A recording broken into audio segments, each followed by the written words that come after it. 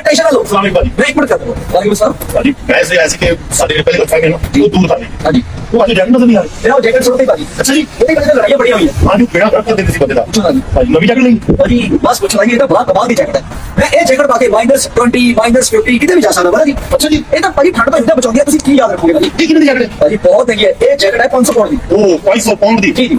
ਜਦੋਂ ਭਾਜੀ ਫਿਰ ਤੁਹਾਡੀ ਹੋਰ ਹੁੰਦੇ ਮੌਕੀ ਨੇ ਕਿ ਤੁਸੀਂ ਇਸ ਬਗੈਰ ਵੀ ਠੰਡ 'ਚ ਖੜੇ ਹੋ ਸਕਦੇ ਹੋ। नहीं भाजी क्यों होगी, मैं बहुत तगड़ा आदमी है। ये गल नहीं है कि मैं जैकेट पाइए कहाँ से खड़ा, मैं बिना जैकेट भी खड़ा हो सकता है भाजी। अच्छा जी। हाँ जी। कोई भाजी एक छोटी याद है ऐसे जरा शर्त बता शर्त होगी 50 पाउंड।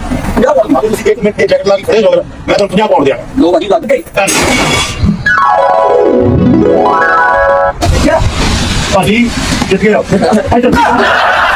अभी जैकेट भाजी अच्छी जैकेट तुझे बेटू सुन के भाजी हाँ फड़ो मुझे 50 पाउंड में शर्त हो गया है, जैकेट मेरे को लिया